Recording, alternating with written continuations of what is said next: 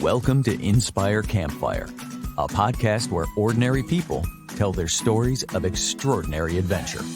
These are campfire stories meant to inspire the rest of us to light the fire within, get outside, follow our dreams, and return to tell our own stories. Ready? Let's strike the match.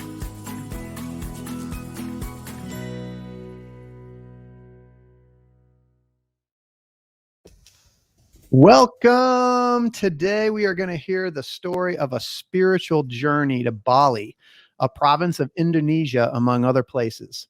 Our guest is Regina Acheampong, who felt a calling to this beautiful island in the Indian Ocean and made a month-long trip with stops in Thailand and Australia.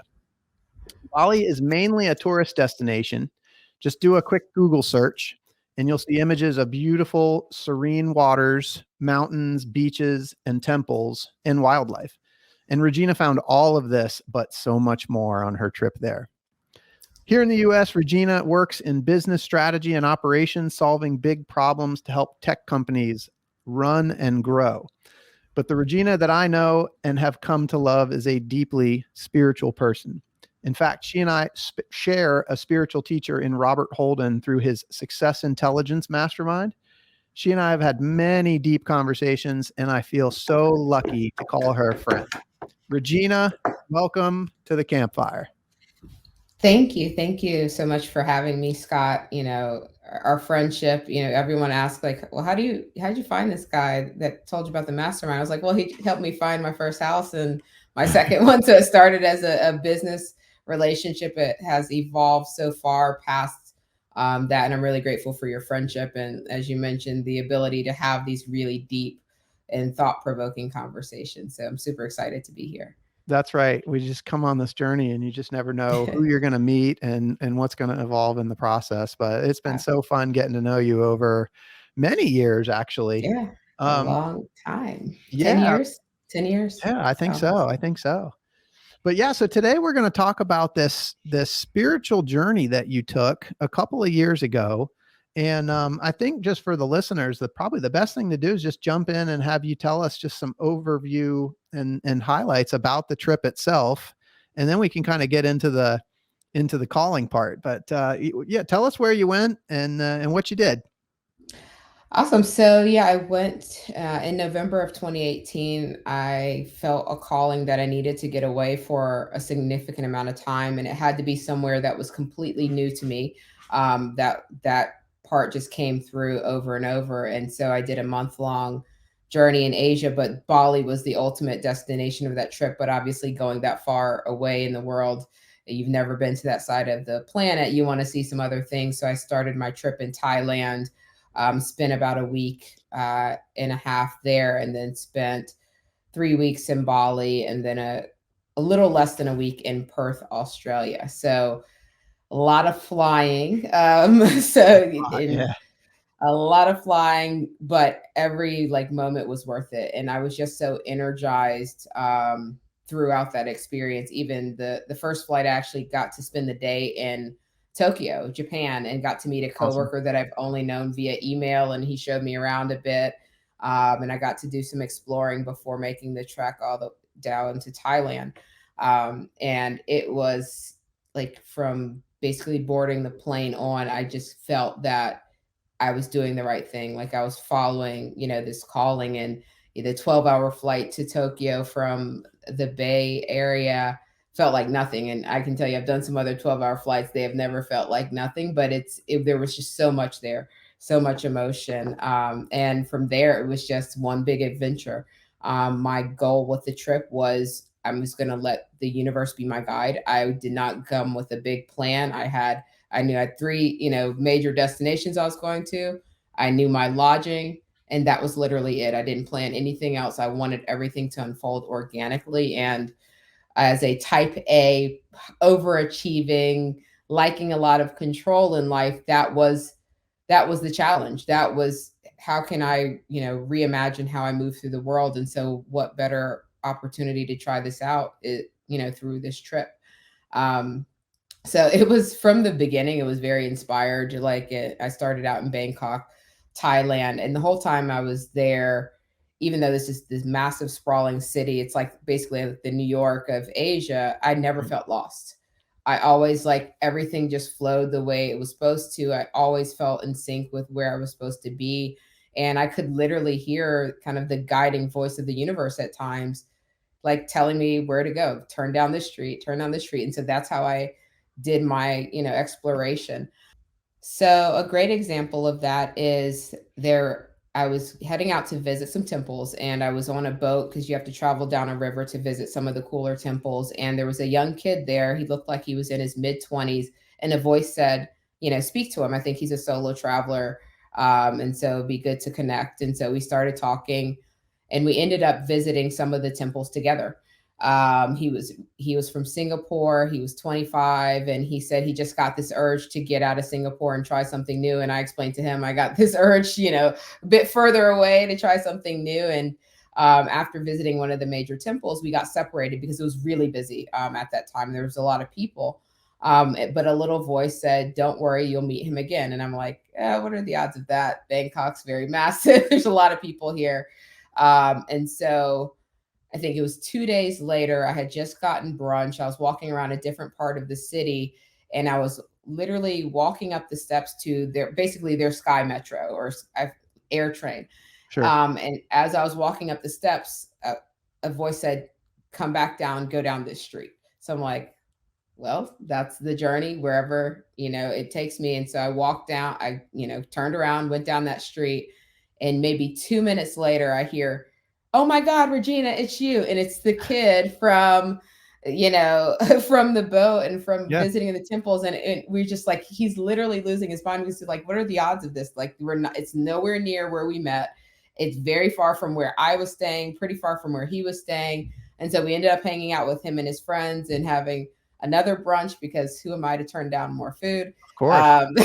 And we've kept in touch ever since. But it was like so many situations happen like that where I just followed wherever it was. It didn't have to make sense, in any way. And I get connected with amazing people. But to run into the same person twice in a city as massive as Bangkok, like that can only be the universe. And that was just one of many really just, synchronicity that happened over the course of the trip. And so from there, I traveled on to Phuket, Thailand, and spent a few days there. And I'm out and about, hanging out one evening, and then I see someone that I went to school with in college. No way. Again, like, what are the odds of that? Yeah. And they were actually heading to Bali, I think maybe the day before, the same day as I was. And so, like, everyone's just like, there's no explanation. And I think when you have those types of experiences, it really opens your eyes and your mind to the wonders of the universe and the possibilities of life, because there is a divine hand orchestrating things that is so far beyond our control. And so, one of my biggest mottos for this trip was surrender. There's a fantastic book, The Surrender Experiment. I think you and I have talked about this a bit. Great book. By Michael Singer. I actually have this calendar from him as well. But I just allow myself to surrender to everything, which is can be uncomfortable. If your life has been very structured and, you've got this career and all these things, you follow these steps. And so allowing just life to unfold in that way can be scary, but it's so beautiful. And you're a personality here in the US. It's kind of counter, but it sounds like you got off the plane and just, you were led. Yeah. And I set that and the thing is, I set that intention beforehand. Like, I actually wrote a journal entry before I took off for that flight about what my goals were. And the biggest goal was really surrendering and allowing it to unfold, not trying to control anything, because the major motivation for that trip, to take a step back, was in 2017, my father passed away. And I had to bury him. Like, I have the stamp in my passport on my birthday. And as you can imagine, that's just like, it opened a lot of emotional floodgates and kind of re-examining so much of life. And I remember saying to myself, like, I don't want this to be what you are reminded of on your birthday every year. You have to do something to change that. narrative, and also to make my peace with what happened, because it really did bring up a lot of things that I suppressed over the years. You know, big life changes like death and births and things have a tendency to really just kind of break you open so that you can see what's inside, you know, is a great way, the only way I can think of to put it, because life just kind of stops in its tracks in that moment. And so I really started thinking about who I am, what's important to me, who am I becoming? And so that was an instrumental reason why I went on this journey. It sounds like you took what was a really emotional experience and turned it around and made it into a positive that you would remember going forward. I mean, is that Absolutely. yeah. That was the key. Like, I was, if I could change that narrative and make it something positive, I could look at, you know, that time of the year in a different light. And I do, because that this trip changed my life. I can 100% say that the person that got on that plane was not the same person that came back. And I'm grateful that I allowed myself to do this. Um, because Regina, it, this is the hero's journey. There, oh my gosh, it there's so many levels we've gotta circle back to. So, I want to talk about that. I want to talk about how it changed your life. I want to hear about the voice that continued to guide you on the whole trip. So, I just before we do that, so you're in Thailand, and then take us to Bali, and then to Australia, and let's finish out the details of the trip, and then I want to circle back and unpack some of this other stuff. Absolutely. So yeah, after Phuket, I spent a couple of days there, and then I went to Koh Samui. And the funny thing is, the reason why I went there is because I don't know if you remember watching Meet the Parents, and he bought them like that secret, you know, honeymoon trip to Koh Samui, Thailand. I didn't know anything about this place, but I said I'm going there one day, and so I added I that to love the it. trip just as like kind of an ode to my Meet the parents, said, younger Get self. over there." Okay. Yeah, so that I added that on the trip, and actually got connected with an amazing host. I stayed in the Airbnb there, and they just showed me a great time, like a really local feel. But then it was time for Bali, and it started off very comically, because obviously Bali was the place that I knew the universe was calling me. So I had an amazing time in Thailand. Everything was just flowed very easily. And then I get to Bali. It's been a long travel day, and it's late. But I'm starving because I haven't had a chance to eat anything, you know, with connections and everything. So finally get to my villa. And then I want to venture out to get food the first night. And this is a big contrast from Bangkok. You know, like I said, Bangkok is basically like New York of New York City. And so now I'm in rural, you know, Canggu, Bali. And it's dark, and I'm walking, and like it's on a dirt road, and I'm like, why did the universe send me here? I can't find food. There's literally like dogs chasing me, because that's what everyone knows, like who's been there, the Bali dogs. Okay. They are out and about, and they pretty much roam free, but they have families, but they pretty much protect their, you know, their neighborhood, their turf. And so I'm walking in the dark. I know nothing about where I am. Google Maps isn't working because, like I said, there a lot of these are like dirt roads, and I'm just Yeah. trying to find food. And I'm like, why did the universe send me here? I should have just stayed in Thailand. Like, this looks crazy, blah, blah, blah. And finally find food, get lost on the way back. It's a whole thing. So I'm like, really just like, universe, I don't get it. And so, but I, you know, you get up and try again. So I wake up the next day, get dressed, and go out. And now it's sunny. And I'm like, oh my God, this is the most beautiful place I've ever seen in my life. And I took a moment, I just laughed. I was like, this is a great example of how your perspective in the moment basically changes the vantage point of everything that you see. And so I was looking at it from a place of darkness, like literally, you know, in that moment. And I'm just, everything is wrong. And then the light turns on, and I'm like, okay, I get it now. My bad. And so I had to laugh at myself, but I was like, that's a good metaphor for perspective. You know, two people can look at the same thing. And if you're looking at it from a place of, you know, pessimism, you're going to see a completely different picture than someone who's looking at it from a place of optimism. And then from there, it's like me and Bali fell in love. Um, and I was walking. So this is now, yeah, that day I'm walking, and I think I maybe get 5 to 10 minutes max from the villa looking for breakfast, and my shoe breaks. And I'm like, we're back again, you know?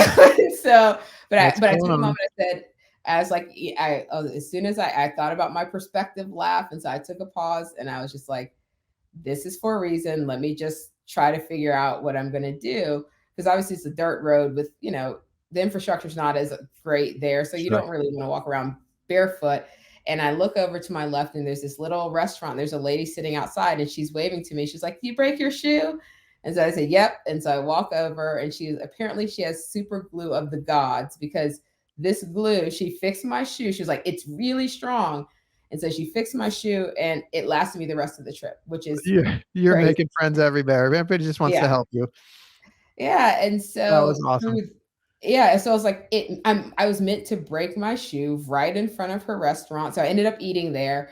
And talking to her, and she's like, "Yeah, I have some, great friends locally that would love to show you around. And you should definitely come back and check things out." And so after I left for breakfast, a couple of days I came back later, and the friends she mentioned were there, and they were just sitting back talking about life. And it was funny because they were talking, as women, they're all like in their late 20s, some of them a little bit older, some of them my age range. And they're all talking about the same things that me and my girlfriends would talk about here. And I was like, no matter what your experience, how far am I from home? Right. And it's the same, we're so far apart, but we're also so very similar and the same. And so I made friends there. And one of the young ladies was like, "Well, I'll take you around the island on my scooter." And now the old me, the type A me that lives in America in a place that's a little bit crazy, it's like, should you really hop on, a motorbike with someone you've only met for about 30 minutes? And I absolutely wouldn't do it. But it was, again, I just went for the feeling. It felt right. Yeah. And so she took me to Uluwatu, which is like there's a holy temple there, with that sits over the cliffs, and it's absolutely stunning. And there's monkeys there that steal your stuff. I actually have videos of them Yeah. taking sunglasses and all these things. And we forged this amazing friendship, and she and I still communicate today. I went back to Bali a year later and for my birthday, and they had like a big birthday party for me and gifts, and like, really, all because I broke my shoe. That's how beautiful and just massively like orchestrated the universe can be. Like, something that I could have just been like, this is the worst thing ever. I reminded myself, because of the day before, it was for a reason, and it connected Yeah. me with like some really amazing people. It's true Um, surrender right there, right? Just yeah, let yeah. it go. Just it's happened, so I can't change that. And so, what is the universe trying to show me from that? And so, I spent a couple more weeks in Bali, in different parts of the country. So I went up to Ubud. That's like the real, like, people really go there for the spiritual wellness. And I did my first, I think you and I actually talked about this, and this is what made me say yes to it. There was a place beside my villas that said, it was called Ubud Float Garden. I was like, I wonder what that is. And so it was actually a sensory deprivation float spa. Nice. And so I remember you and I had talked about it. You're like, I think you We should did. try something like that. And I said, well, that was the little sign from before from Scott. And so I did it. And that experience, wow. I've done float since, but nothing to that level. I got to a place where I did, I felt completely, where I didn't feel my body or anything. But then I was watching like my life play out, and I could see like the basically God or the universe, particle, like I'm floating as like basically a particle in space. Then there's like the source energy floating, and we're having this conversation, and then it shows me like my future. And I could feel that like I was in the presence of the divine, and a lot of the things that it showed me are things that later I decided that I wanted to do. Um, and it was just a really transformative experience. I can't really explain it. But I knew I was just like, I was devoid of my body. It was just my spirit the source spirit in this amazing conversation. Yeah, and Um, so for people listening, you don't have to go to Bali for a sensory deprivation chamber, but to do it in Bali, I mean, that had to have been absolutely epic. Absolutely. And the water that they use in those spas, they actually take them from like temples. So it's blessed water. So it's not just like everything was really, really intentional. Um, God, and are you that's there? I am. Okay.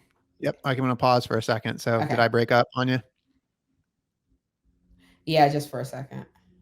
Okay. All right. I'm going to jump back in.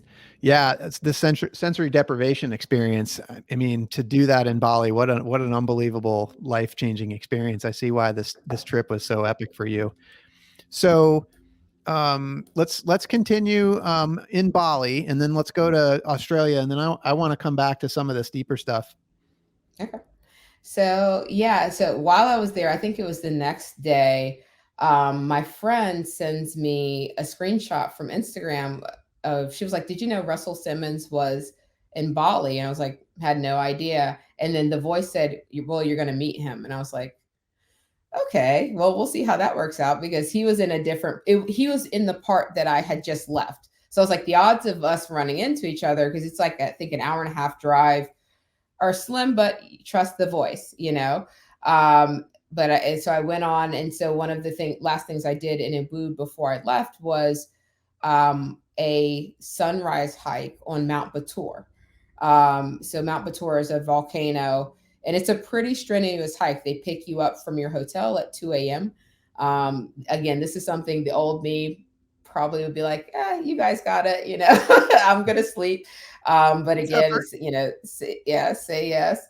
And you get, you know, it's about an hour to drive to like the base, and then you hike all night so that at like 5 a.m. you're at the top so that you can watch the sunrise. And it was like, it was a strenuous hike because of the altitude. And then the volcanic rock is very like soft. So there's a lot of tripping and all these things. But so there was a point where I was like, I'm tired. I don't want to do this anymore. Yeah. But, you know, voice said, just keep going. It's going to be worth it. And like when I finally made it to the top and the sun came up over, you know, the mountain, it was just, again, one of those moments like, I can do, like, it showed me I could do these really amazing things that are outside of my, you know, comfort zone. I didn't grow up with people who go hiking in Asia by themselves. Like, it's just not a thing. But, you know, by saying yes to that, I met really cool people on the hike. And just had a big belief in myself, met some monkeys that stole my bananas on the hike as well and ate them Pesky and little took them out guys, of the bag. but they Yeah, are took them out cute. of the bag. They are. And I love animals. So it was fine. We had a whole conversation about it because I was going to give it to them anyway, but they prefer to steal. Um, That's what they and do. it's what they I was do. doing a Google search before we jumped on here, and I think something came up that said like the top 10 things to do in Bali, and the mountain that you climb. Yeah. The mountain that you climbed was number one on the list. So Oh, wow. Really? Check me out. But yeah, that was definitely a really really cool experience. Now I was sore for I scheduled a massage. I thought ahead. I scheduled a massage for later that day when we got back. But even after all of that and soaking a hot tub, like I felt it. But again, completely worth it. Um, and then from there, like kind of leading into kind of my last segment of Bali, I went back to the Seminyak area, and I was at a beach club. That's like during the day, I would often go to like beach clubs because they have like really great music, food options, and you can kind of yeah. lounge, hang around, write, whatever. And I'm sitting there like waiting for my food to come up, and I looked to my right, and I said, "I think that's Russell Simmons' daughter," but I was like, "There's just no way." I was like, "No." And then I looked back up in front of me, and he's literally standing right in front of me. And so I'm like, universe, okay. Like this is getting a little strange. So then the voice said, I've put it in motion, you know, you have to talk to him. So it was like, I didn't want to interrupt him being with his family because I know celebrities get that all the time. So I said, if it's meant for us to talk, an opportunity will be created where I can talk to him, you know, by itself without interrupting, you know, his family time. And sure enough, like 5 minutes later, he gets up and walks to the beach. So the universe created the space. I have to then oblige and do what I said I was going to do. So I walk out to the beach, and he's at the time he was doing some yoga and then meditating. So I waited for him to finish. And then I walked up to him. I was like, I don't want to bother you while you're, on vacation. But I was like, I felt that I was supposed to talk to you. And I explained to him kind of what happened. So we sat on the beach and talked for like 30 or 45 minutes about like Wow. life, Wow. meditation, just, what brought him to Bali and in the lessons that he learned, being, Russell Simmons was very, very wealthy. Right. And he talked about, how that chasing a feeling. He's like, you buy a Bentley or a Maybach and then you feel great for like a day, but then now it needs to be something else. He was like, I got tired of that constant chasing happiness. And so once he said he did a yoga class, he was like, after that, I was hooked. He was like, and started getting really deep into meditation. Um, and now he's like, he's like, I mainly ride a scooter around the island and I live a very low key life and I'm very, very happy. Does he have a All the things. resident? Does he live there? Yeah, he's been there for a while. So I think he's Yeah. like a permanent resident or something at this Got it. point. And, and he said, this is the happiest he's been. And it's not, life is not, a lot of times we think that our happiness is going to come from all of these things that people told us to do to be happy. If you get the big career, you make all the money, you get the big house and the car, then you'll be happy. You got to find the happiness within yourself, and all those things then just become extraneous things, and they aren't what you seek when you're really on the path to peace. So it was really just crazy how these things continue to unfold to the point where it's just like, if I wasn't living it, I wouldn't believe it, because it was just everything just lined up in such a perfect way. But that's just the beauty of the universe, if you allow yourself to surrender to it and not try to force things into a box that you think it should fit. I think that's um the key is, your attitude of surrender and the intention that you set going into it, yeah. being there and just having that open mindset, like these opportunities just came to you. But there definitely is some serious synchronicity here. I mean, I think we got to talk about Yeah. this voice that keeps talking to you. I mean, so let me ask you, like, was this voice something that was just part of this trip, or is this voice something that's part of you all the time? Since the trip, it's part of me all the time, because I think I put myself in a position where I allow myself to listen. Most of my life beforehand, like I was very type A, very anxious, very like need everything to look and be and feel, perfect.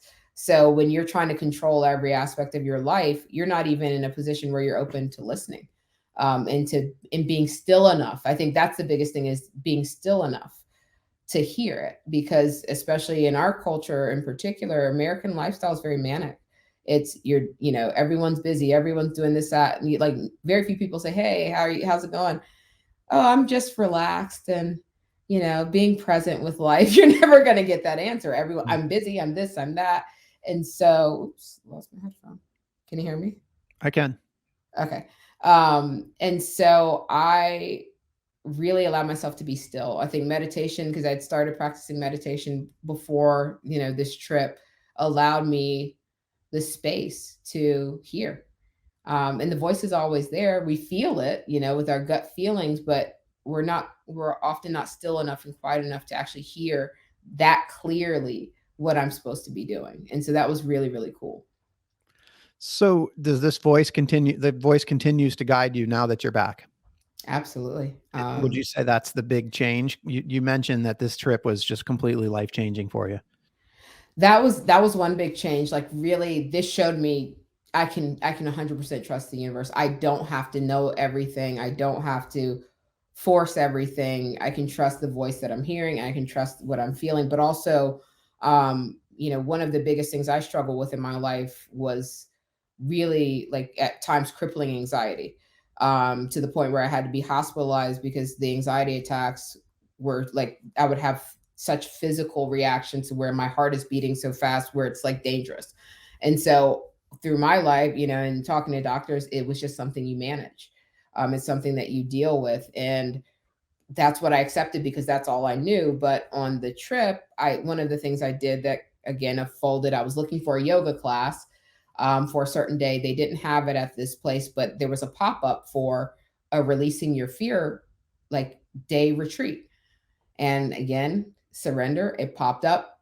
I signed up and did it. And I just did things I would just never do, and talked about deep things that I haven't even talked to, about with people close to me, with essentially strangers. And one of the last things we did as part of that retreat was we wrote a letter to our fear.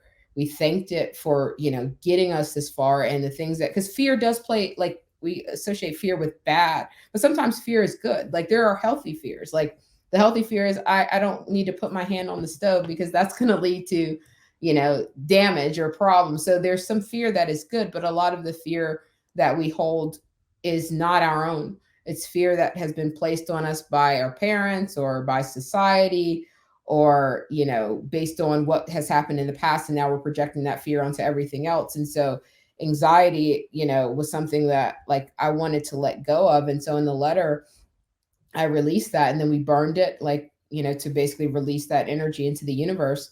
And on my last day in Bali, I was on the back of a motorcycle. So instead of taxis, for the most part, they use like motorbikes. Sure. Which, again, another thing I would have never done, like hopping on the back of a stranger's motorcycle and hoping for the best. And they're not exactly like, very straightforward drivers. They're, weaving in and out of cars, but again, surrendering. And I remember I was heading back to my villa, on the back of this motorbike. He's flying, and I could feel this big energy roll up from my gut and through my body. And the voice said, "That's your anxiety. It's gone." And I knew that it was gone. Wow. And after that, I've never had a panic attack. Like, I've had things that normally would have triggered me happen, and I had a perfect peace about it, knowing that everything was going to unfold. Because that's the test. Like, it's, when everything's great, it's easy to say, "Oh, my anxiety's gone." But I had some things that would normally send me into full blown attack, and I was okay. And like that's a life changer when you're not crippled by fear anymore. And it's, anxiety, I don't take it lightly. I know so many people suffer with it, and a lot of people downplay what that can feel like, but I know, like, like what that can feel like. And so, being able to understand that this doesn't have to be permanent. These things that doctors tell us we have to manage when it comes to our mental health, a lot of it is unhealed pain, unhealed trauma, or things that we haven't just addressed, or the way we've been conditioned to look at the world. And so it really gave me hope for not just myself, but for other people, that we don't necessarily have to live with these things or just manage them, that we can live free, free from fear of, things that we don't need to be fearful of. Yeah, and this is what's really just it's catching me right now is, I mean, you're somebody that has, dealt with anxiety, has dealt with the fear, but yet you felt this calling to go on this month-long trip on the other side of the world by yourself. You weren't by yourself, by the way, like you were, but Yeah. you made friends everywhere you went, Yeah. obviously, like you were guided. But I want to go, let's go back to the beginning, because like, what was it that called you? You said you weren't really tapping into that voice as much before you went. So what was that calling that said, you're going to Bali, you're going to Thailand, you're going to Australia? Yeah, so great question. There was a lot of fear at the beginning. 'Cause that's when the voice started. Like, I wouldn't say I never heard the voice, but not to the extent that I hear it now. And so Mm. I was starting to get signs that I need to go to Bali. And at that point, I didn't know. I knew of Bali. I've seen, some Instagram pics, but I didn't know that much about it. So I was like, okay. And I kind of put it on the back burner. Like, it was very prescriptive of what I needed to do. Like, it was, you need to go away. It needs to be somewhere you've never been before. Cause at first I was like, well, I'll just go hang out in Europe for a while and decompress. But I'd been there, and that wasn't going to push me outside of my comfort zone. And it had to be a long time. It had to be somewhere new, and it had to be like really far away. And then the signs for Bali, I would like open a website, like, just, I was looking at best places to, take a mini break. And I'm thinking it's going to give me the places that I want to go. And then Bali would be at the top of the list. And then I would talk to people about what I was thinking about doing. And people would just randomly say, well, what about Bali? And I'm like, where's all this coming from? And it happened, like, there was one week where like 3 different people were like, I think you need to go to Bali. And I was like, okay, universe, I hear you. But there was still part of me that was scared, because at that point, I had done some solo travel, but Yep. not that far. I'd never been to Asia in my life. And I'm like, I'm going to go a month that far away. I know nothing about the region in depth, and I'm just on my own. And so I talked to my boss about it, and he was actually really supportive. He was like, well, and his exact words were, if you feel the universe is calling you, you got to go. Now, how many corporate America bosses and, tech and very busy time, business is booming, are going to say that? But the universe puts everyone on your path that you need to get to where you're trying to go. And so he was very supportive. And so I had not booked anything. And then it would be maybe like 3 weeks would go by. He was like, so have you booked your flight? And I'm like, no, I'm still, still figuring out where I'm going to go, still like trying to evade it. And then he'd ask again, have you booked it? So it was like one night on a Saturday. I was like, I'm just going to book the first leg. I'll just book the flight to Bangkok, because there's no direct way to Bali. So I was like, I'll just book that flight, and then at least I've got something. And then from there, I booked it, but I was scared. I'm not going to lie. Like, I don't come from, a family of people that do things like this. Like, I'm very much the anomaly. And there was a lot of fear projected on me at first too. Did you get pushback from people around you? Oh yeah. I mean, there's some people who are like, that's amazing. But like, of course, my mom, like, I'm a girl, I'm that far away. If something happens, who's going to help me?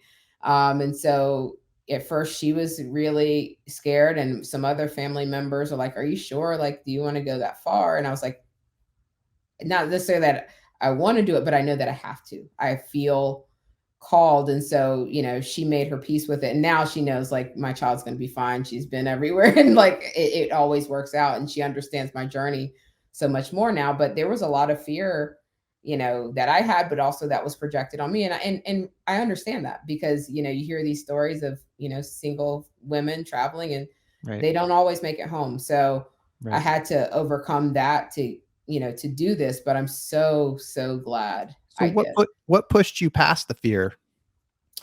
My boss was a big help, because he just kept asking, have you booked it? And then I was just like, if the universe is calling me to do this, what do I really have to fear? And having that relationship of trust with the universe, I think is important, but it takes time, because the ego wants to tell you other things, like everything can go. What if everything goes wrong? What if you get hurt? What if this? So like, the way I even pack my bag, I've got like this big first aid kit, all these things. Now I go, it's like a small bag. The second time I went, I had a carry-on and a backpack, and I know I'm going to be fine. But, you have to build a relationship of trust with the universe. And that just takes time, because especially if you've been through a lot of hard things, it does become hard to trust. But those are all moments in the journey that were necessary as well. The bad, what we consider bad, everything is necessary.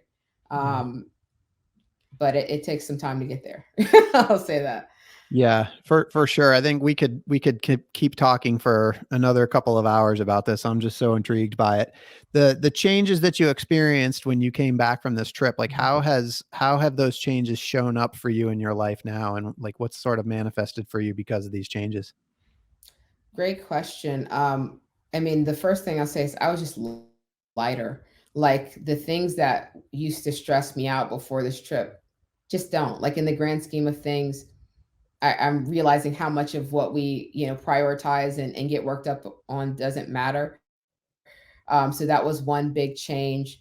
And also my priorities in life changed. I realized, like, the best time of my life was when I wasn't thinking about work or climbing a ladder. I wasn't caught up in anyone else's drama. It was just me exploring the world. And so I knew, like, my life is not going to be this big, keep climbing the ladder just to reach these milestones that don't mean anything. I want the rest of my life to feel like a vacation, like a big exploration.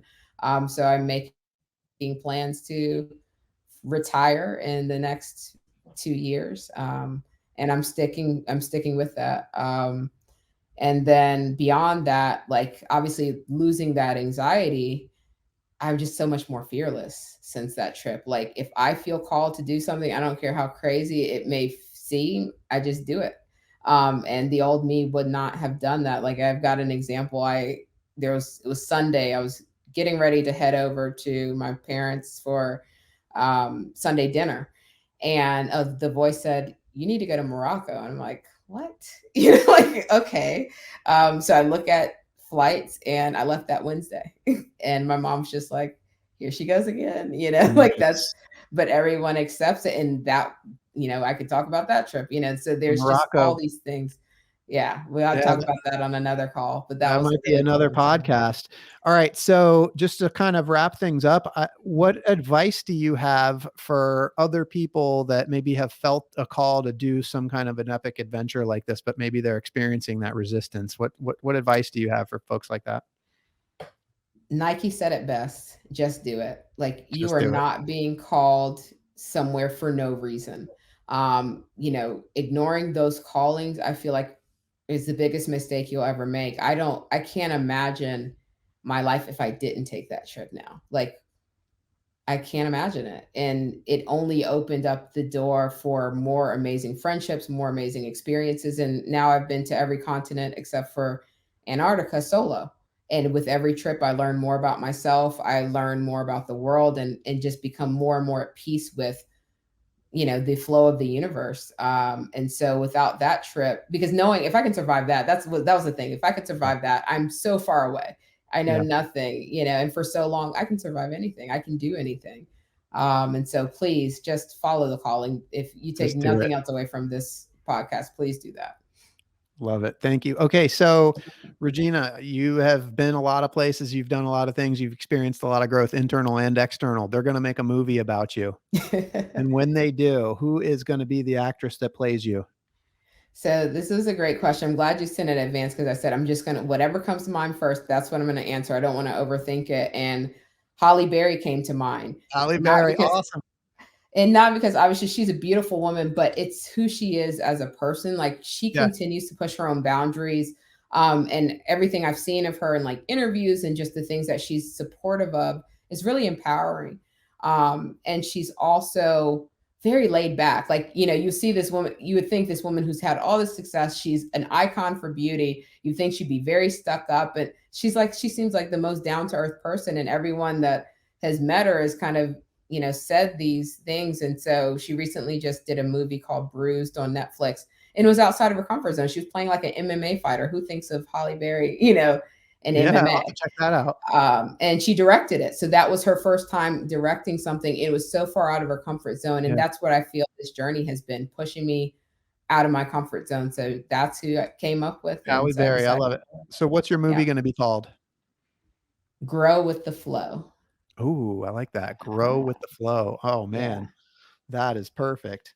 Well, I appreciate it, and I think that you've kind of blown me away with your story today. And I'm just so excited to be on this journey with you and to watch the growth. And so for those listening, I hope you've also been inspired as much as I have.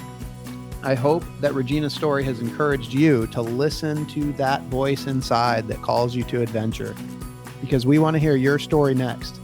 So if you have a story to tell or you need a nudge to create one, please send us an email. And until next time, I want to encourage you to get outside. Thanks for listening. Regina, thank you so much for being here.